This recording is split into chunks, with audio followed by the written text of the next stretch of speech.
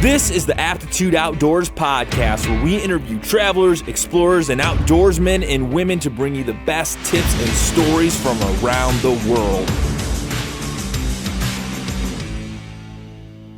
Cheers. Cheers. Mr. Seth Geib. Geib. Dang it, I even messed up after I asked you. Just think like guide. Guide. Like Guide. your guide to photography goodness or whatever. I don't know. I want to welcome you to the Aptitude Outdoors podcast. I've never met you before right now. And Same. we've already had like a 40-minute conversation. So Yeah. this is going well. Why don't you tell us, the viewers of the world, a little bit about yourself, what you do, your background. And Yeah. So I'm the senior front-end developer at Heart in downtown Toledo. So we call ourselves a full-service marketing agency. Mm-hmm. That basically means, we do everything, run the gamut from video production, website building, PR, standard creatives like print and billboards and that kind of thing. You don't drop so low as to do podcasts, though. We've actually been kicking that idea around. You'd be surprised how many clients ask for it. I mean, it's huge. It's popular. Yeah. It's relatively easy to produce. And Well, if I can do it, you guys can definitely do it. Believe me. Yeah. So I basically what I do is I work on like kind of what we call the front end of a website. So that basically means like whatever you see and kind of touch on a website. That's me. So I work like UX, UI specialist, that kind of thing. Sounds very, very like you're very smart, and It's debatable. much smarter than me. I press a bunch of record buttons and hope I don't mess anything up. Well, the reason that I invited you is I'm always blown away by your photography. I follow you on Instagram, and literally one day out of the blue, you just started commenting on my stuff. I was commenting on your pictures. I was like, hey, I got a proposition. Why don't you come on the podcast that I just started? And you were like, okay. Yeah. That was it. There was no previous conversation. It was very, very straightforward, and I'm glad you're out here. I want to discuss. First off, it looks like you do some adventuring from time to time. That's like, I love to travel, and I love to just get in weird situations. I've seen you post pictures from like Iceland and crazy places, not just even from around Northwest Ohio. Yeah. Tell us a little bit about that Iceland adventure. That sounds... Oh man, it was an experience of a lifetime. So, I didn't really have I didn't really have the desire to go there. Mm-hmm. But my friends kind of started kicking the idea around, and I was like, started researching things like that. And I was like, yeah, this looks pretty legit. And so like, I think one of the big interests for some of my friends going was to post on Instagram, and I had not really been, too into Instagram or anything like that prior to. So that kind of got me looking into that whole landscape of people on Instagram, things like that. And then we went, like, riding in the plane, going over Greenland. That's an experience I will never forget. Like, just opening the window up, you look down, it's nothing but glaciers and mountains. That's crazy. I just watched a documentary on PBS about Greenland last night, and I was just like... I'm going. You're going? I'm going. You're gonna kayak up into the ice and possibly get crushed? Possibly, yeah. All right. I can't wait to see those pictures, man. Now we're talking. Yeah, but I want to go back. I love the Arctic. I love being cold. And like it was just going around and exploring, and just knowing that there's no like major predators there. Like, I mean, the worst thing you got to worry about is an Arctic fox. Like, it's gonna nip at you or freezing to death. Well, that too, but yeah. So just like a backpacking trip, or is it like a sightseeing trip, or just kind of sightseeing? So, like I said, we went with a couple friends, and like we're all relatively outdoorsy people, but they're not the kind of people to go out on like a 2 or 3 day, backpacking trip or anything like that. So, we got a couple Airbnbs, and we just kind of like lived it up. Hot tub. Yeah. Now we're talking. Did our fair amount of hiking and things like that. But what's it like as a photographer? I don't know if you consider yourself a photographer, but I would highly consider you a photographer. Your photos are amazing. Thanks. What's it like to just be dropped in a landscape like that? Because we're in Ohio. I mean, it's not to say it's not beautiful by any standard, but there's like to go to Iceland and just snap photos? Is it a whole different ball game? Like, oh, this is way too easy. Like, you don't even have to try. Yeah, it's like shooting fish in a barrel. Yeah. No, then, like, everywhere you look, you're just like, oh, man, mountains. Like, we don't have those back in Ohio. Like, I'm going to shoot 50 pictures of that mountain. And then you come back home and you're editing. And you're just like, what was I doing? Why did I take 500 pictures of the same thing? Yeah. But, you know, you can get it. Like, I have to get the philosophy, like, if you're going out to shoot photos and you come back and you can get like one photo from an outing, like you're successful. So, I mean, that trip provided me a whole slew of photos. So very successful trip. Well, and I don't know, personally, I take a lot of photos, but I don't feel like I take as many photos as a quote unquote photographer. Like, I like to go outside and I just happen to always take my camera with me. Yeah. But if I post something on Instagram, it's not like, I mean, say I go out for 2 or 3 hours, screwing around, maybe take like 70 photos, 50 photos. Yeah. And I'll post like 10. Yeah. I mean, I feel like I see some people taking thousands of photos. And I don't really edit. I mean, I don't edit them anywhere other than like Instagram. I just do a couple couple adjustments and I post them, and like kind of try and let nature do the work for me because I'm not a good photographer. And I think that's where most nature photographers start. They have a love of nature. They take their camera with them, and nature does the rest of the work. You know. Do you like catch yourself laying down on the ground looking at? Yeah. People will look at you all weird, but it's like, dude, it looks way cooler down here. Yeah, like laying on the ground upside down, backwards, like looking up into a tree. Yeah, I mean I think that's the thing with photography. Like you don't want to shoot standard level photography. That's what everybody else sees. That's what you're seeing every day with your eyes. Moving around. How did you get into photography? Just in general? So growing up, my dad, he was a photojournalism major at BG. So he was huge into photography. Obviously at that point, standard like film photography. Mm-hmm. Which I think is the main reason why I tend to shoot a lot less photos. So I'm the same way as you. Like I go out and shoot, 70 to 100 photos or something like that in a session because I'm so used to working on film where you're not just sitting there blasting frames and spraying and praying and that kind of thing. Well, my grandpa, he gave me an old Nikon he had. He used to travel all the time. Yeah. It was like I think it was the D70. It was like one of the first like DSLR like body styles they made or something. Yeah. And I was super excited because I thought it would do like HD video. No, it just took like 12 megapixel photos, and it's this huge camera. Yeah. And I had like 3 lenses. Yeah. And I kind of got that philosophy myself because that memory card he gave me could take like 70 photos, and that was it. I was done. Yeah. That was it. Yeah. I mean, it forces you to have that film photography sense. It forces you to have an eye for composition and contrast and lighting and things like that, and exposure.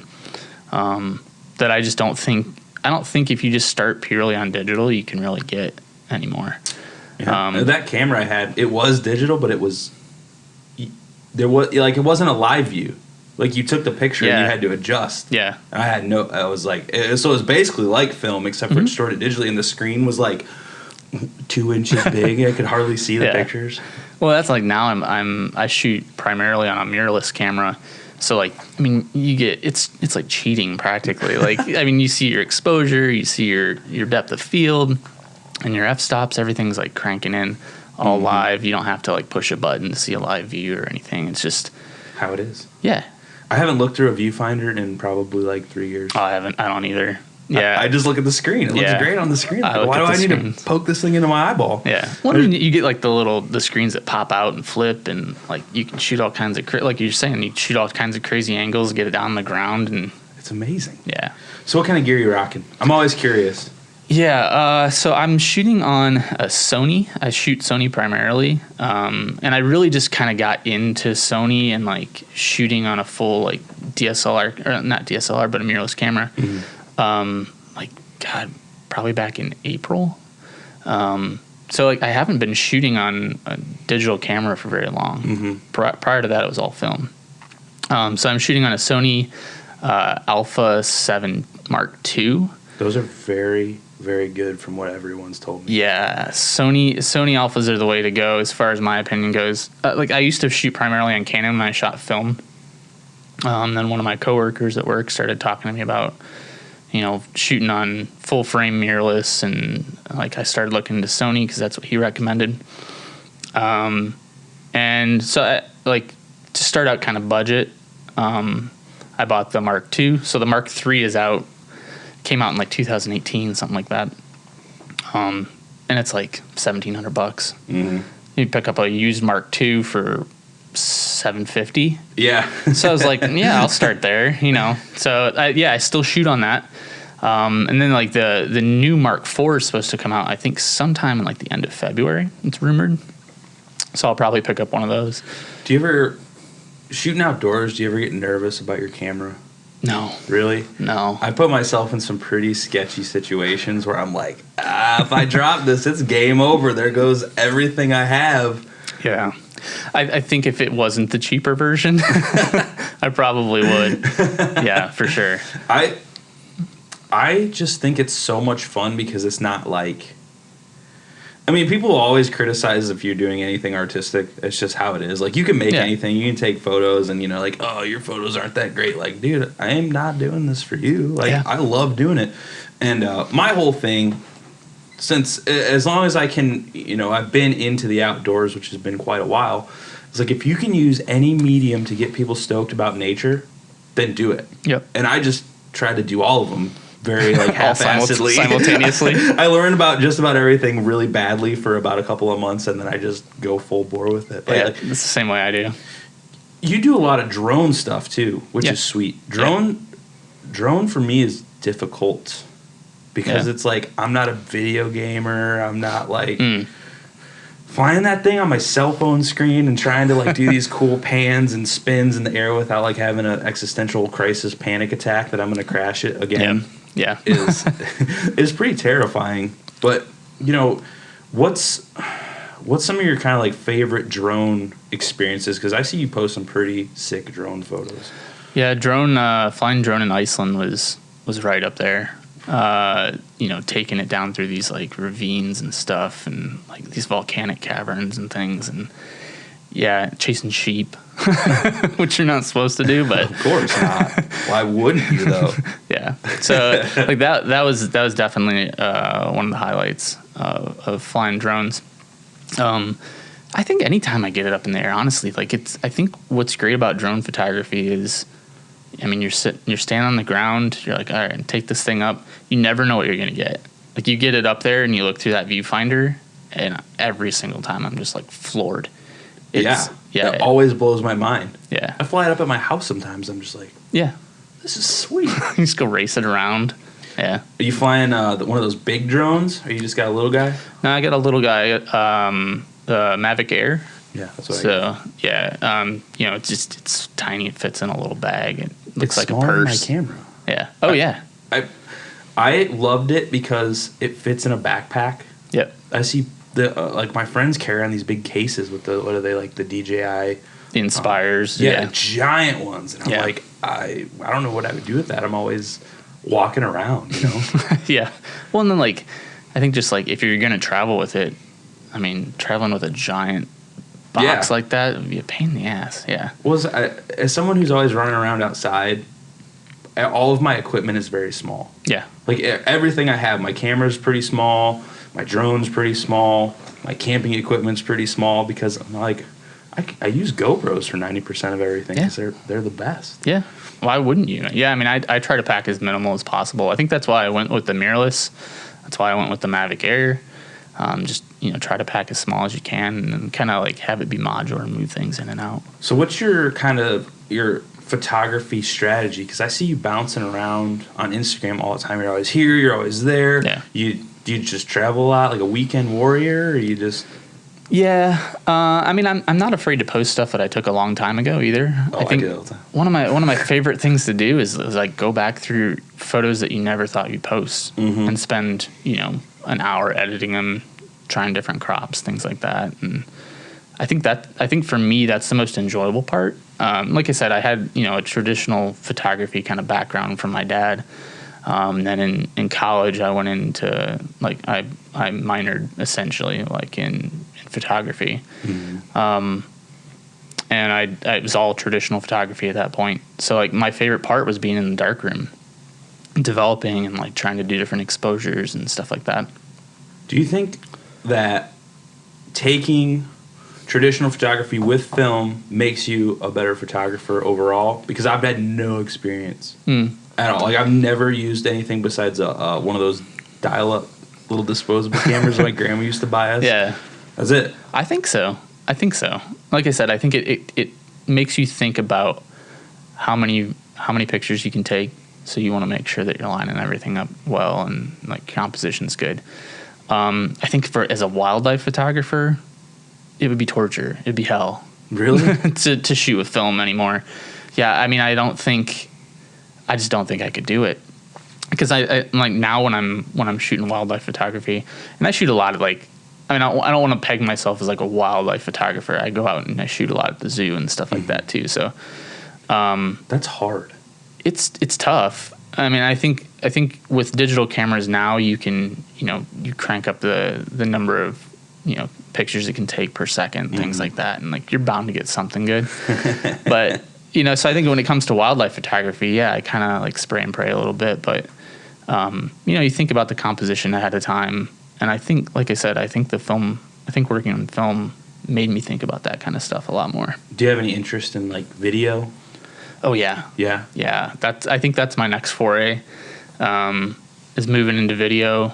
Like I said, at heart, like I've worked with our video team on a few shoots. I used to fly the drone for them. And like, just, they're so inspirational, and like just the things you can do with video. It's super intimidating. Like all I work with is stills, I find video to be I almost find it to be the opposite, because I do so much video all the time. I mean, granted, 90% of what people are seeing is a static shot of my big fat head in the drone or in the GoPros in this podcast and stuff. But I feel like there's a lot more leeway in video. Like if you have a blurry shot and you rack focus, everyone's like, "Ooh, that could be artsy." Whereas if you do that with the camera, like, dude, that looks like shit. It's all blurry. Yeah. Like, I like video, and I've done a lot of editing of garbage footage that I've taken to try and like, you can slow a video down and you can like, oh, that was on purpose. Like, no, dude, that was just me sucking bad. It's all smoke and mirrors. Yeah, absolutely. And do you have any interest in sound? Because that's my background. I went to school for sound originally. Oh yeah, I mean we're about to delve into a place. Good. Go to that place. So yeah, I mean, I've got a huge interest in doing video. I think my goal this year is to start vlogging. Mm-hmm. I think would recommend. It's pretty fun. Yeah. I'll take your word for it. That's my bread and butter. So yeah, I mean, any tips you can give me? Walk around with a camera and don't get worried about how people look at you like you're a psychopath. Yeah, I don't have that worry. Good. I think I'll be good. That's all the advice I give you. Yeah. So yeah, I think I'm going to start doing vlogging. I think I just want to do like a weekly thing, just to keep me motivated, keep me learning new skills and things like that. That's always kind of my driving force, is learning new things. Oh yeah. But as far as audio goes, it was about maybe 2000. I think back in 2015, I got really into binaural audio. I don't know if you know what that is. No. It's awesome. I mean, no, I sound like an idiot right now because I just said my background is in audio, but yeah, I have no idea. Yeah, so binaural audio, I mean, Dolby 5.1 and all that stuff. They use a bunch of speakers to like simulate stuff. So binaural audio is basically, it's stereo sound, but when you record it inside your ears. So like you essentially stick microphones in your ears. Whoa. Bizarre, that right? Sounds awesome. Yeah, it's really cool. That's how you hear stuff, believe it or not. With your ears. Exactly. So, like the science behind it's actually pretty cool. Which, I mean, when I was in college, I was a biochemistry major, so like science is like my jam. That's sweet. So like I try to incorporate science and nature and that kind of stuff. That's kind of like why I got into nature and wildlife photography. But the science behind it is basically like if you stick these microphones in your ears, the subtle differences between your ears and the shapes of your ears all get recorded. into those microphones. So when you play it back, it sounds exactly like you're in that space. That's crazy. Like you don't need those 5.1 like Atmos stuff. Like so like it's like sound modeling to you. Mm-hmm. Yeah. But is it or to anyone? I mean, your heads are everybody's heads are relatively the same shape. Well, I was thinking about it from the perspective of, is it like when someone records like a sound effect, like a reverb that you put on an instrument or a voice, they record the actual reverberation from a room and model it. So I when I was hearing that, I was thinking like you can record what your ears are hearing and then make all sounds that are coming in adapt to that, like in reverse. Like you'd hear like something in your own way. Yeah. Does that even make sense? Because you always hear like that. Well, what's crazy about it is when you record like that, you know how whenever you record, when somebody's recording you and you watch it back, like I'm sure I'm going to watch this video and be like, man, I sound like a nasally doofus. That's how I always sound. You just get used to it. Yeah. But like when you record with binaural audio, it sounds like it sounds in your head. Oh, so you play it back and it's just, I mean, it's a lot like, kind of like when you're hearing through these, like monitors. Yeah. It's a lot like that, where you're hearing kind of like somebody else's voice in your own head. It does sound weird in the headphones too, and when I'm talking to my microphone, it doesn't sound like how it sounds. It's like echoey and weird. Yeah. But like I was always into sound because I've always played music. I've always had it's always just been super interesting to me. Obviously, I'm doing a podcast. Like sound to me is so cool, and it actually started out. I have this Zoom recorder here on the table. I bought it in college, and I was trying to do like field recordings of nature sounds, and I thought it would be easy. Like you go out to a creek, there's a frog, like, oh cool. So much harder. Like when you hear those sounds on the Discovery Channel or like those PBS nature documentaries, it's totally insane because the amount of effort that it takes to find a place that is quiet enough where you can record that stuff without interference. Like you record around here in Northwest Ohio, you're going to hear cars, you're going to hear airplanes, you're going to hear, I mean, you can only do so much to edit that out. Like, you're going to hear all that stuff. So sound is tough. And I think that's where a lot of people, and I'm not great all the time. Half the time I just use the GoPro audio out of when I'm doing a vlog or something because my wireless lav mics die on me or something stupid. It's or what you got. Clicks. Yeah. And it's the same thing with the best camera that you can go buy is the camera that you already have. And that's the main point. Like knowing how something works is so much more important than having like the best equipment. Mm-hmm.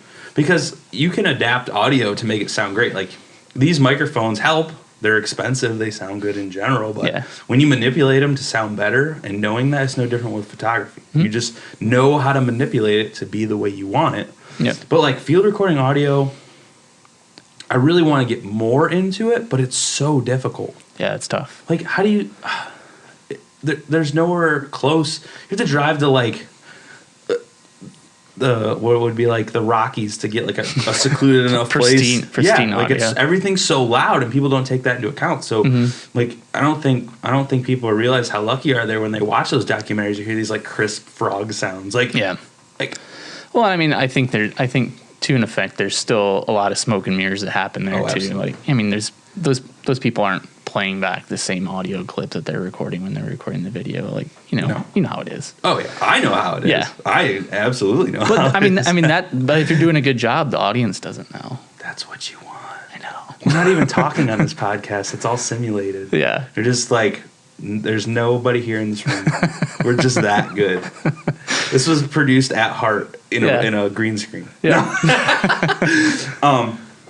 So, do you have any like places that you really want to go take photography of? I know everybody has like this dream photography place. Yeah.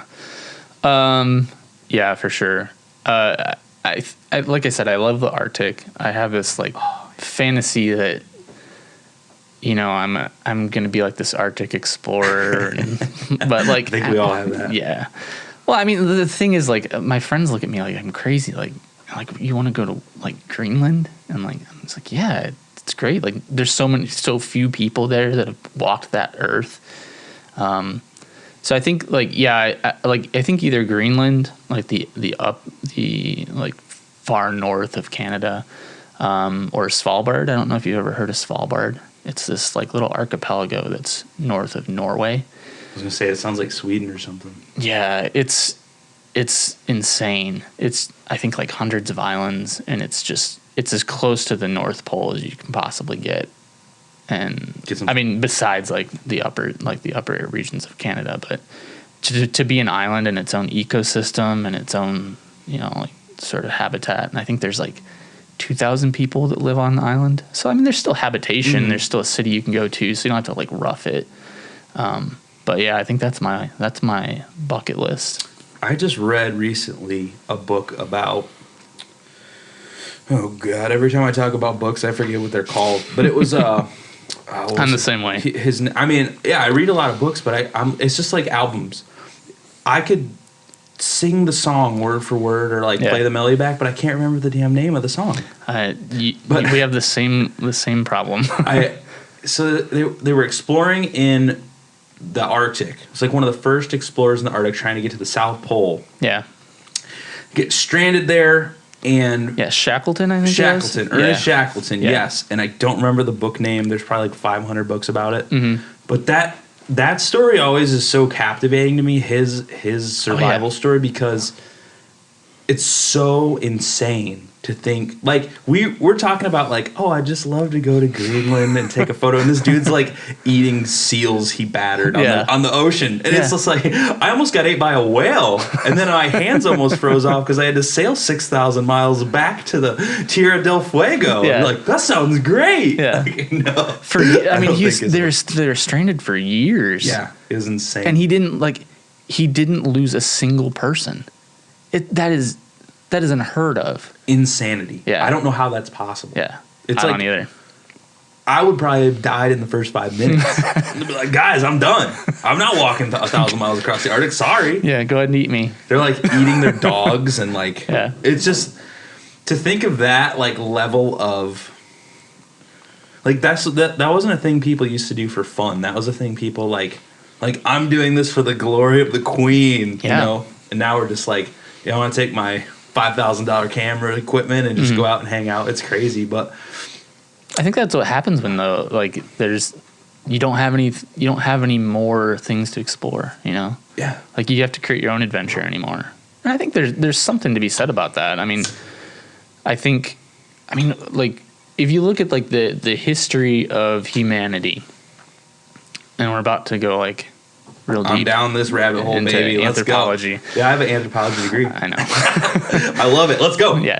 Let's piss everyone off. So, I really apologize to any of your viewers because this isn't like super nature or like outdoors related. This is the best part about having your own podcast is you can do whatever you want. That's fair. And I love it. Yeah. Hey, if you don't like this, well, I guess, I don't know, turn it off. Watch Deal something with it. else. Yeah. There's 100 million other people on YouTube. Yeah. But you're stuck with us for now. Yeah. So I think like for me, like the crust of humanity is like so thin. Oh, yeah. And at like any moment, and this is going to sound like apocalyptic, which I'm not like building bunkers or anything like that. I'm all about the post-apocalyptic books and the I love it. Yeah. But I mean, like anything happens. And like we are thrust back into that era of having to hunt and like fend for yourself. Like, scary. Yeah, civilization is just barely there. I mean, do you hunt at all? Have you? I've never hunted. It's something that I've wanted to do. So hard. Yeah. Oh, I'm sure. And there's people listening like no way. There's people that have been hunting since they were children. They're like, I get 3 deer, 4 deer every season. Yeah.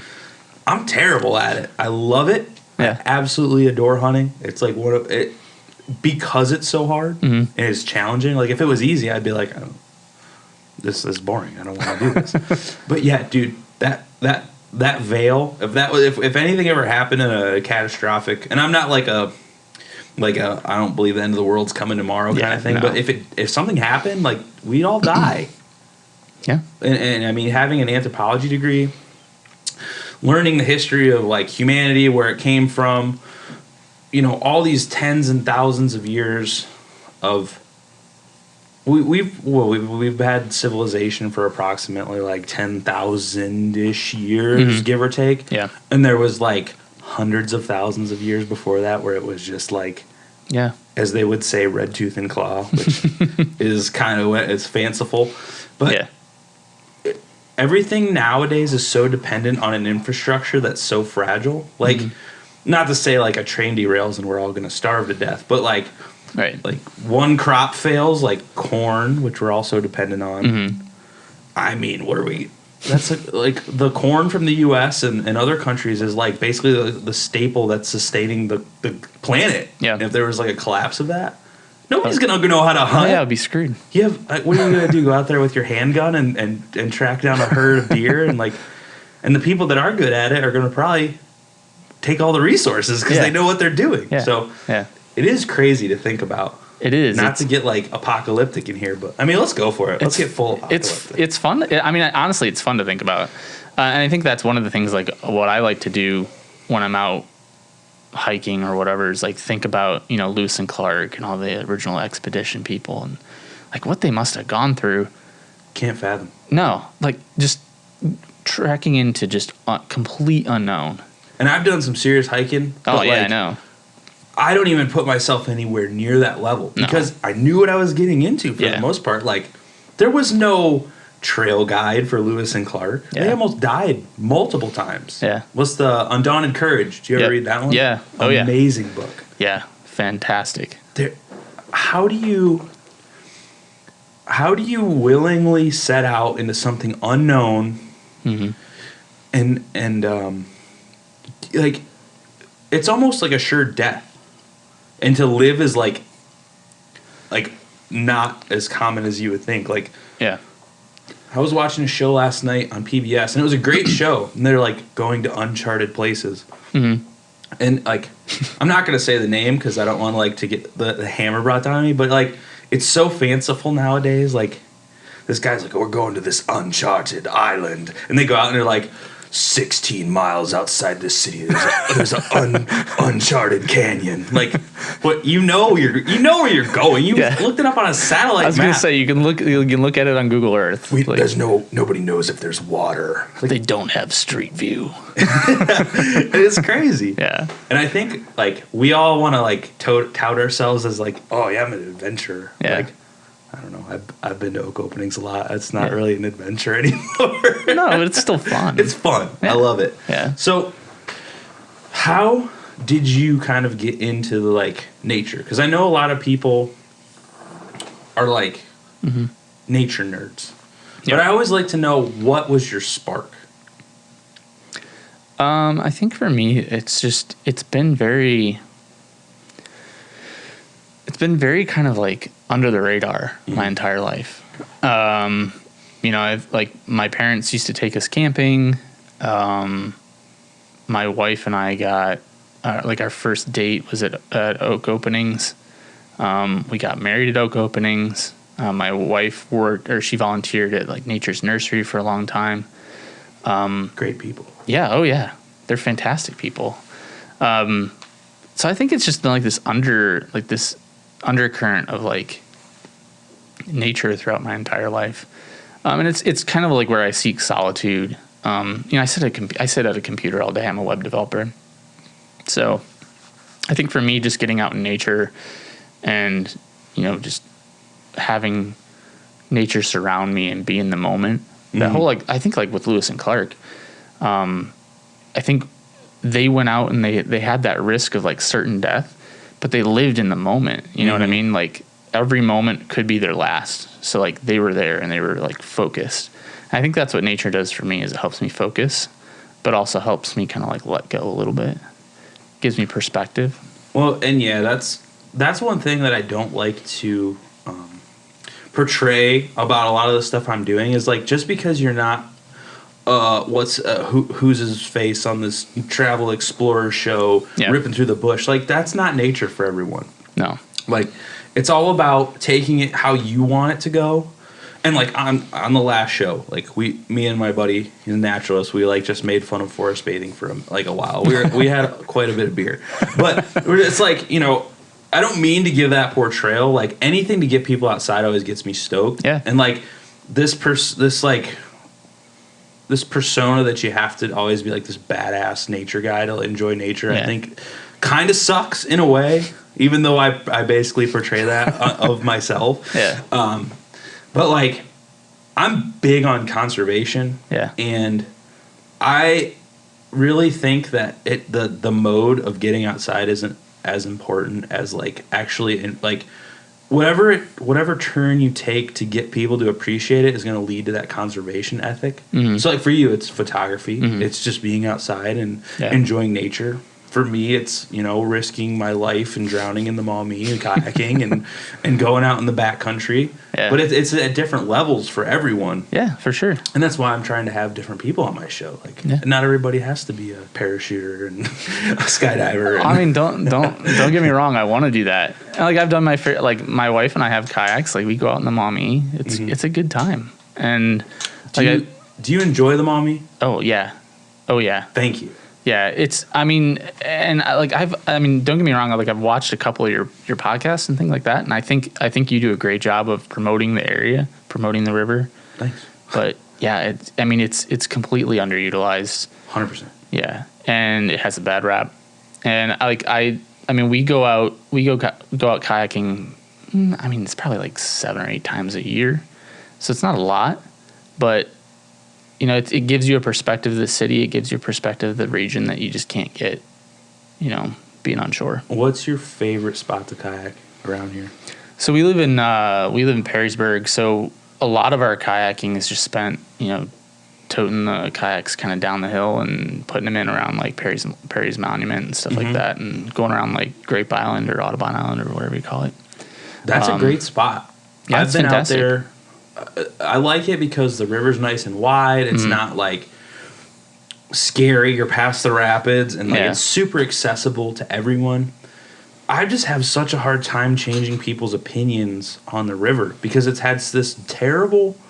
I think this is every episode I brought it up so far, and it irks me. Yeah, because it's like unjustified. Oh, totally.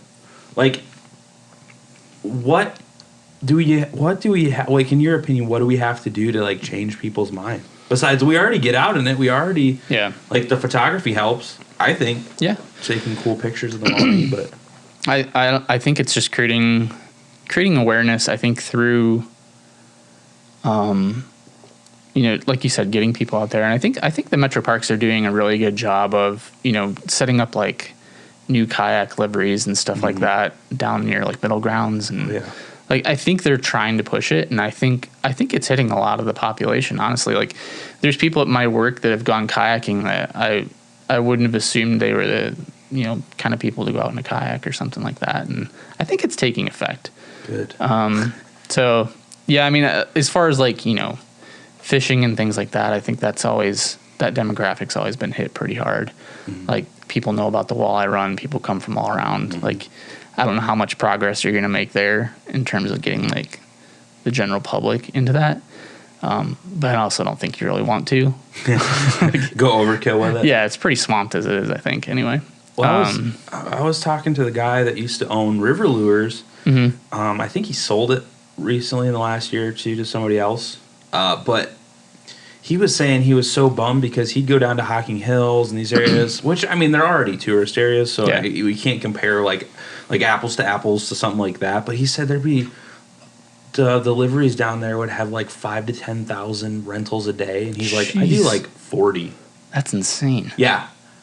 So I mean, have you kayaked down from Grand Rapids to basically Perrysburg? That stretch? We've gone up, I think, as far as like the Ruche de Boeuf. Mm-hmm. Mm-hmm. Yeah, I love that. Yeah, that's a great spot. We kayaked around in there a little bit. And then we've never really like traversed the river too much. I watched your video about the Fort de Port. Mm-hmm. Totally down for that, dude. I highly recommend it. It's actually harder than you would think. Yeah, and I was totally shocked by that. Yeah, because it's the Maumee River. You're just like, whatever. But I mean, there's 40-mile stretches where there's nowhere to camp, and you're like, holy shit! Like, what did I get myself into? And like. It's not, I wouldn't consider, I'll get flack for saying it, but I wouldn't consider it dangerous.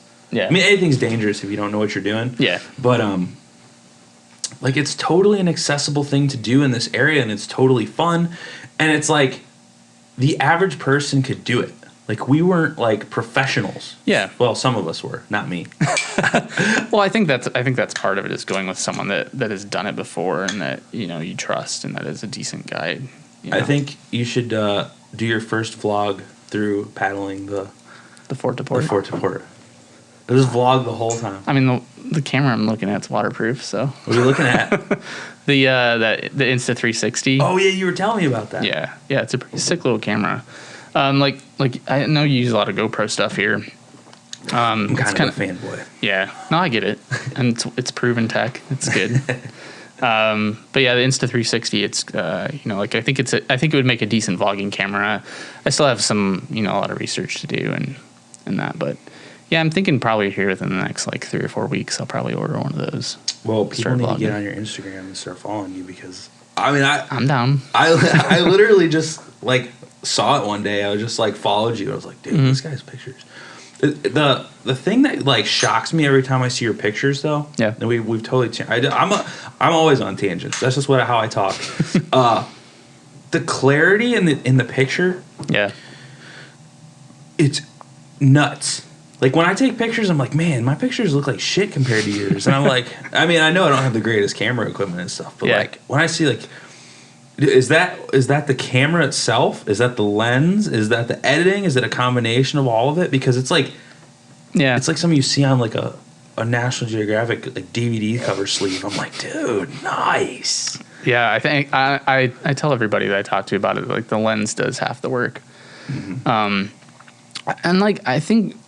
Whenever you get into photography, if you're looking to get in photography, everybody says, like, you know, don't spend the money, you know, just shoot with your phone for a while. And I think that's good advice, but honestly, if you're getting into like wildlife photography, like you've got to drop some money.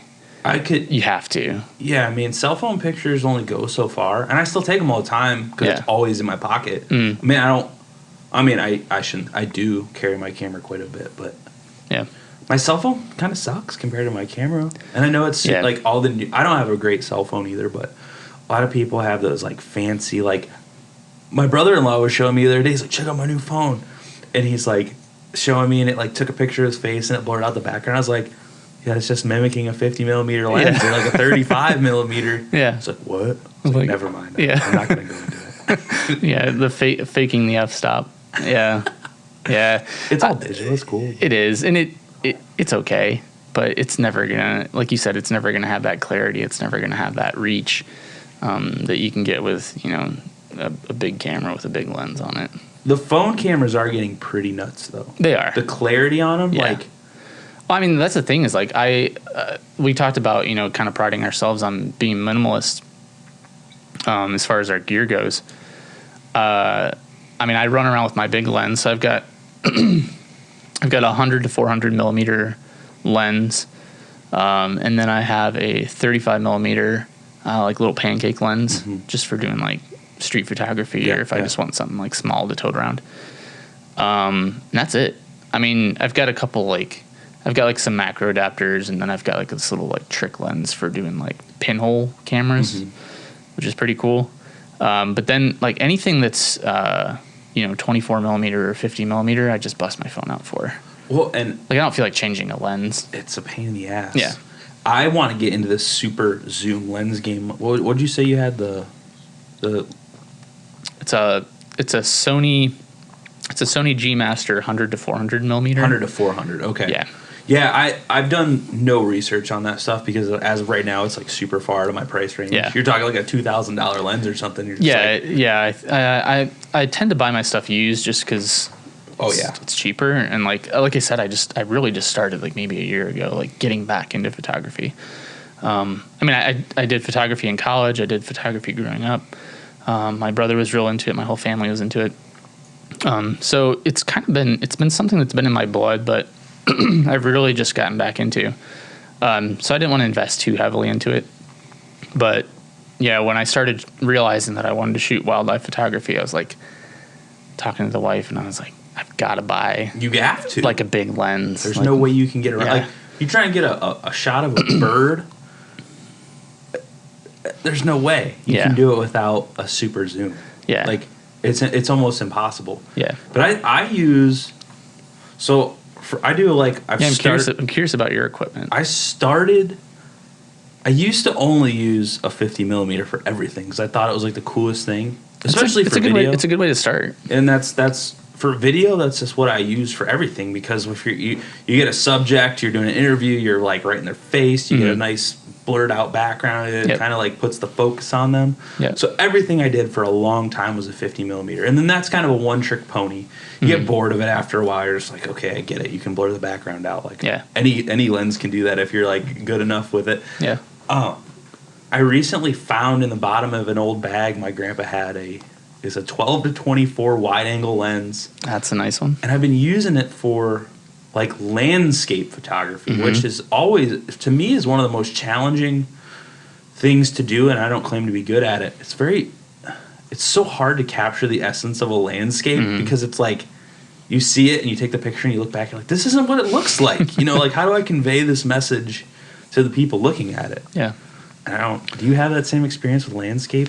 Yeah, and I think that's where digital cameras really help a lot, and especially like taking it to like Lightroom or something like that afterwards, because they capture so much dynamic range that you can sit there for an hour and a half, days if you wanted to, and edit a photo to get it to look just like it was when you were there. And I think that's the hallmark of a good photographer, is being able to capture that experience as if you were actually there. I've found that it's so hard to photograph the Maumee River, and I don't know if it's because it's so wide or brown or because there's so. It's hard to, like, because when you see it, it looks cool, and then you're trying to capture that, and it's just like that. I'm not getting it. Yeah.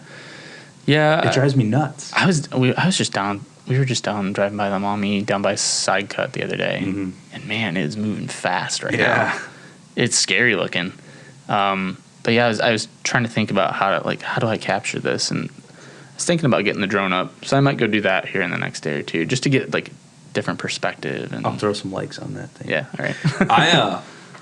I've flown my drone over the Maumee quite a few times, and there's actually, I think that's where drone photography shines around here, and anywhere, rivers. Yeah. You get this whole crazy view, and even over like woodlots, it just looks cool. Like to see the treetops, and a lot of videos I've noticed nowadays, like promotional videos for like the parks and anywhere, not just here, national parks or like river conservations. They have these big sweeping landscapes of like trees and rivers, and it's just so cool because it's a new perspective.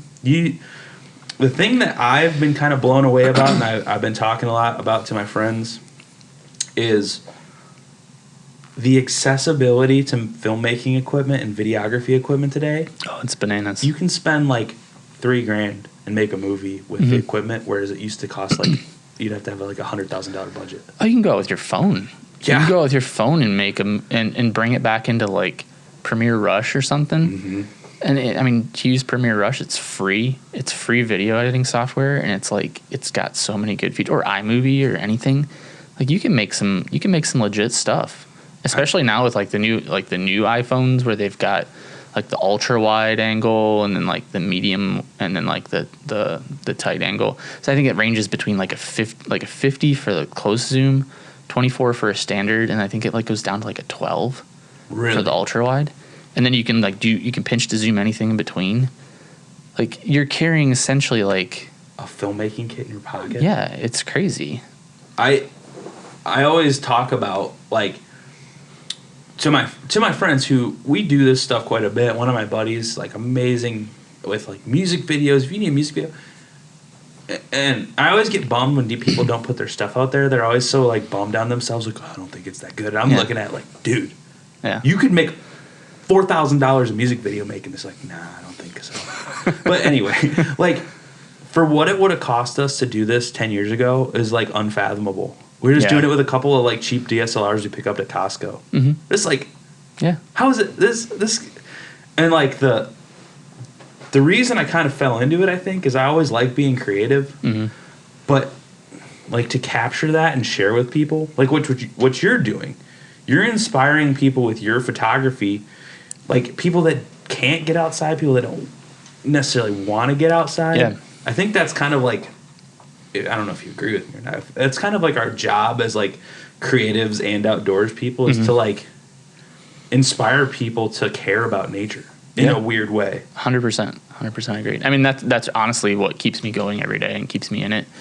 And like I said, I mean, I'm not besides Iceland, like I don't really go on any crazy trips. Like it's all Northwest Ohio, Columbus Zoo, maybe. Like, I mean, it's a lot of local stuff. And I think like living in Ohio, like we've got a lot of really great resources. Oh yeah. Tons of them. But I think part of the challenge about living around here is like you grow up and you're like, oh, like I live in Ohio, it's nothing but cornfields and it's flat. But like I think as a photographer that challenges you to see those things that you've seen your entire life and that aren't, you know, giant mountains and vistas and things like that. I think that challenges you as a photographer to make the most of your subject and look at it from a different perspective. And I think it breeds a better photographer. But then I go to Iceland and I don't know what the hell to do with myself. I'm like, well, it's almost like a puzzle every time. I've been trying to figure out the best way to take a picture of a forest. It's so difficult because it's just a forest. It's like there's trees, there's leaves, there's like there's like this. Do you want it all to be in focus? Do you want it to like kind of fall out of focus? Do you want to?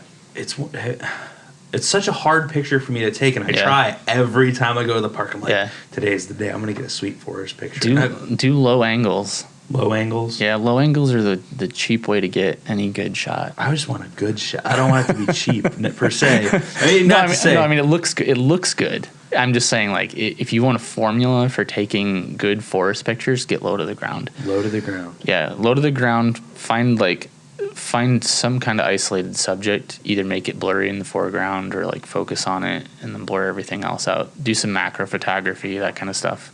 Start there. I always just say if I want to get some likes, I'll just go hang out at the spot for a half hour. If people don't know what that is, there's a place around here called the Spot and Oak Openings, and it's like a pine. It's like a pine grove basically. It's not even native but people just love it. I have mixed feelings about the Spot. My wife and I actually got our wedding photos taken at the Spot, and that was back in like 2007, I think, before it like really blew up. I sound like an indie band promoter where I'm like, I knew this spot before it was cool. But yeah, I mean, it's been one of those areas where I've always had an appreciation for it, even though I know, like you said, it's not natural. It's not natural growth forest or anything like that. It looks cool though. It looks cool. You can't deny it. The light's nice. It is cool. But I've been doing this hashtag lately at Oak Openings. It's just not the Spot, like because there's other stuff there that's like way great cooler. Idea. Like it's not. Oh yeah. Or you do the Spot and then not the Spot so that it confuses everyone. Because I'm gonna start doing that. Do you like that park, like Oak Openings in general? Oh my god, yeah, it's amazing. I mean, you honestly around here you can't beat it.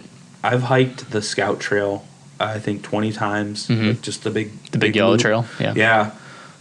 And I go out there probably once to twice a week for probably about 8 years. Yeah. And I've never gotten sick of it. No. I mean, I'm the same way with Side Cut.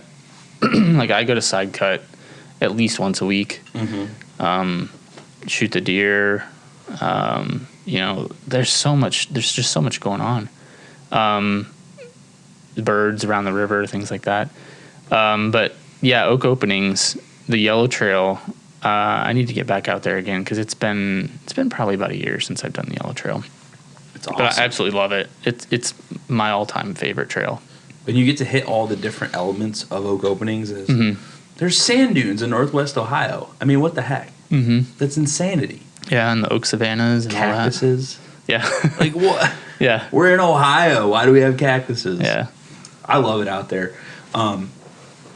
So, do you have any big plans coming up? You got any trips that you want to go, or that you're going on, or any photography adventures? Because, like, I'm always planning in my brain. Not to say that they actually happen, but I'm always thinking of like, I should do this year. Yeah. So I think this year, and I think I talked to you about this a little bit before we started recording, but my plan this year is to get my certificate for commercial drone pilot's license. Oh, yeah. So that's on my bucket list for this year. And then I kind of want to do like a solo trip, or maybe like a smaller trip with like 1 or 2 people up to Banff, up near Alberta. Oh, way up there. Yeah. Go up there, explore the mountains and the glacial lakes and stuff like that up there. I think that'd be sick.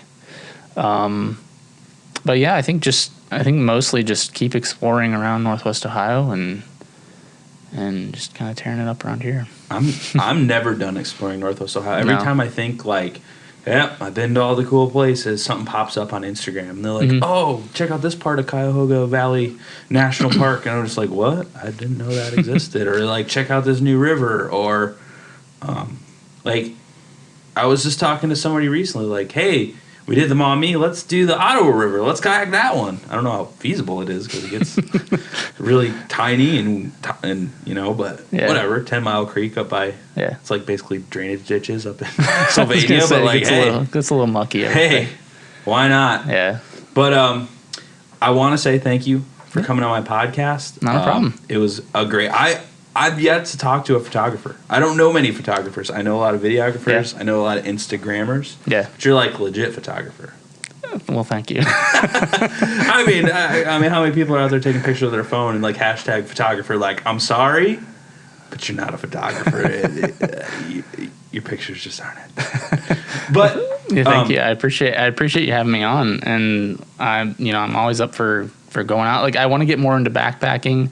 I want to like really start exploring, and like I want to go out with people, and like I'm looking to like I'd want to do a documentary. Like I'd really like to go out and start shooting video, and then I think like too, like that binaural audio stuff that I was mentioning earlier. I want to do like walking tours.